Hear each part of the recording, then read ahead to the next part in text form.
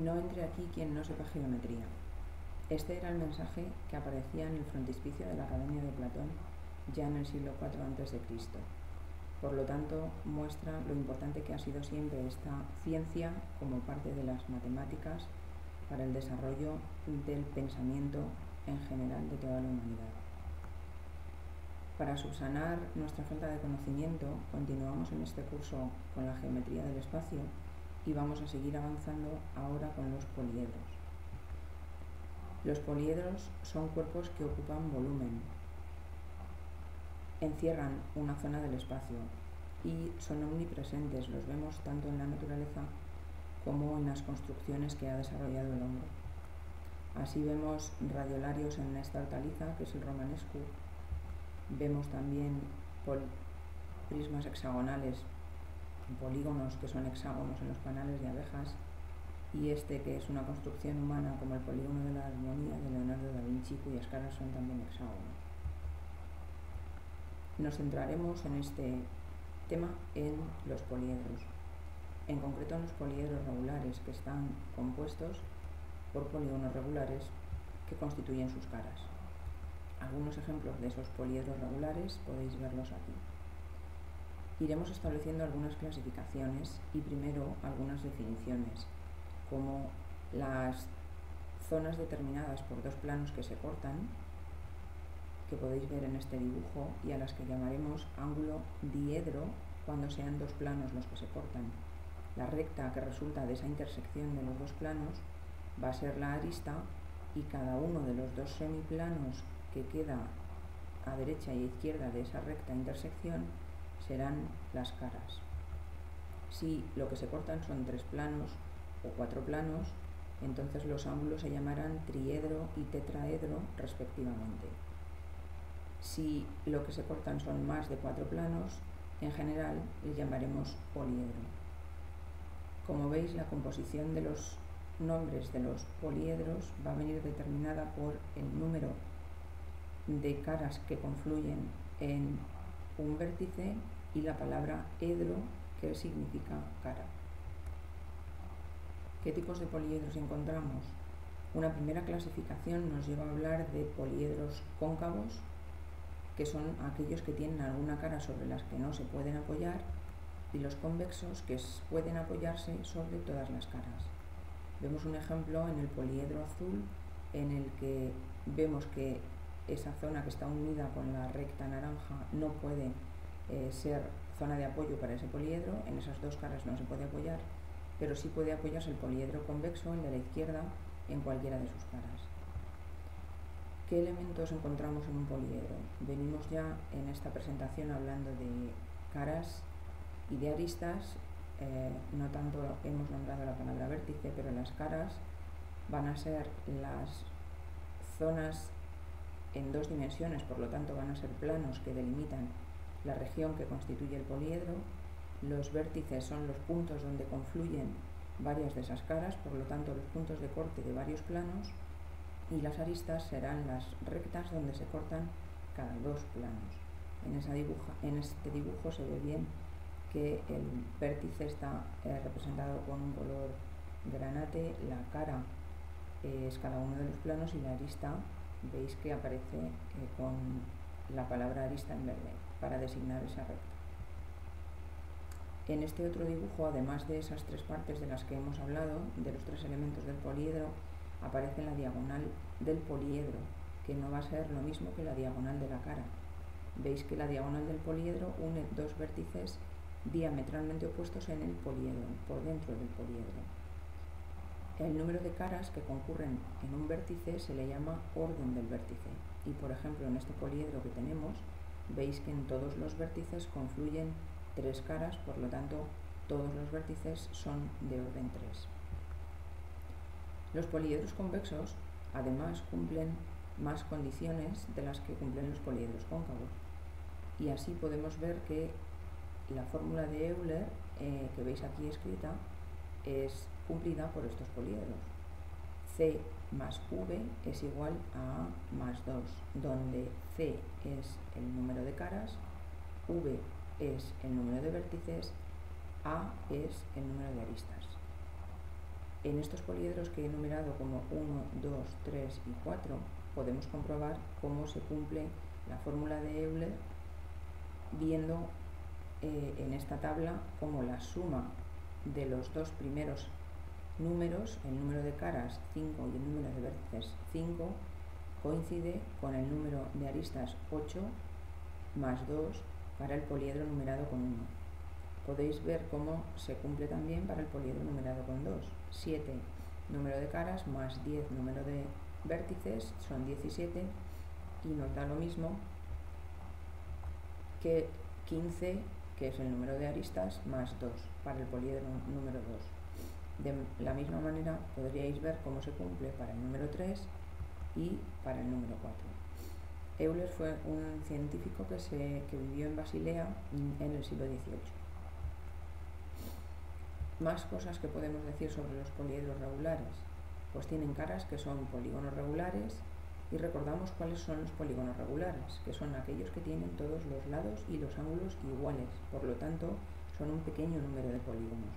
Solo el cuadrado, el triángulo equilátero, el pentágono regular, el hexágono regular, el heptágono regular y así sucesivamente. Todos los vértices dentro de los poliedros regulares tienen que ser del mismo orden, por lo tanto, en todos los vértices debe confluir el mismo número de caras. Y cumpliendo estas dos condiciones, solo existen estos 5 poliedros que se llaman regulares. Uno es el tetraedro, donde tetra significa 4, por lo tanto tiene 4 caras. El octaedro, siguiendo la misma lógica de formación de la palabra, tiene 8 caras. El cubo o hexaedro, que tiene 6 caras. El dodecaedro, que es el que está debajo del cubo, que tiene 12 caras. Y el icosaedro, que es el que más caras tiene y que tiene 20 caras. Vemos que de estos poliedros regulares, que ya eran conocidos en la antigüedad, hay 3 constituidos por triángulos equiláteros, que son el tetraedro, el octaedro y el icosaedro. Uno constituido por cuadrados, que es el cubo, y otro constituido por pentágonos regulares, que es el dodecaedro. Se les conocía como sólidos platónicos porque fue Platón el primero que habló de estos polígonos regulares ya en el siglo IV a.C. y también Kepler, por su regularidad, los relacionó con las órbitas de los planetas hasta entonces conocidos: Mercurio, Venus, Marte, Júpiter y Saturno, además de la Tierra. Los poliedros regulares cumplen que en un vértice de un ángulo poliédrico confluyen 3 o más caras, pero mínimo 3 caras, y que la suma de los ángulos de las caras de un ángulo poliédrico tiene que ser inferior a la circunferencia completa, es decir, a 360 grados.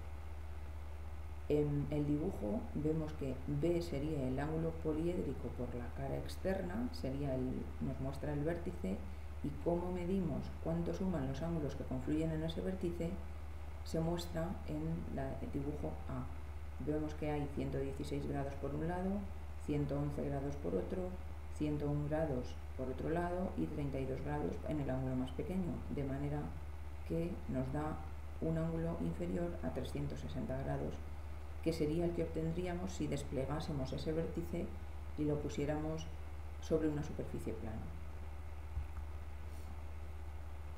Estos poliedros regulares se relacionaban también con los elementos constituyentes de la naturaleza, que sabéis que en la época de Aristóteles se consideraban que eran el fuego, con el que se relacionaba el tetraedro, la tierra, con la que se relacionaba el cubo, el agua, con el que se relacionaba el icosaedro, y el aire, con el que se relacionaba el octaedro, y el que parecía más perfecto y que daba el modelo total del universo era el dodecaedro. Todos estos poliedros regulares cumplen la fórmula de Euler, como ya hemos dicho antes y como se puede ver en esta tabla que os incluyo aquí.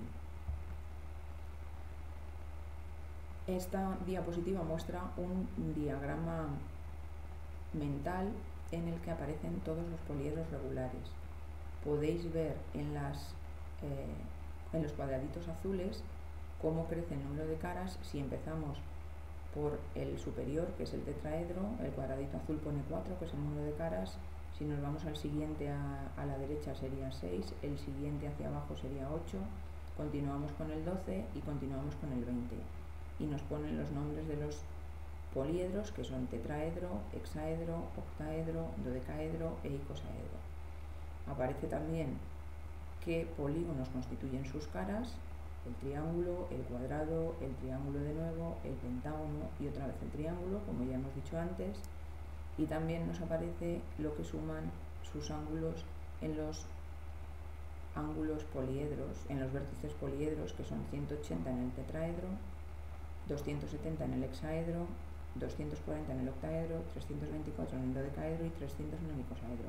En todos los casos menos de 360 grados, que es la limitación que tenemos. ¿Cómo podemos ver estos poliedros regulares o cómo podemos construir estos poliedros regulares? Mediante los desarrollos planos de estos poliedros regulares. Pueden hacerse con cartulina o pueden hacerse también con papel. Tiene que tener ese papel una cierta consistencia. Y aquí podemos ver los desarrollos de esos poliedros regulares. Siguen apareciendo 3 cuyas caras son triángulos equiláteros, uno solamente cuyas caras son cuadrados y el otro cuyas caras son pentágonos regulares. Veis que tienen que estar conectados y luego aparecen con líneas discontinuas unas solapitas para que se puedan doblar y pegarse y hacerles adquirir forma en volumen desde este desarrollo plano. ¿Cómo podemos también construir los poliedros? Mediante barras con modelos de construcción espacial.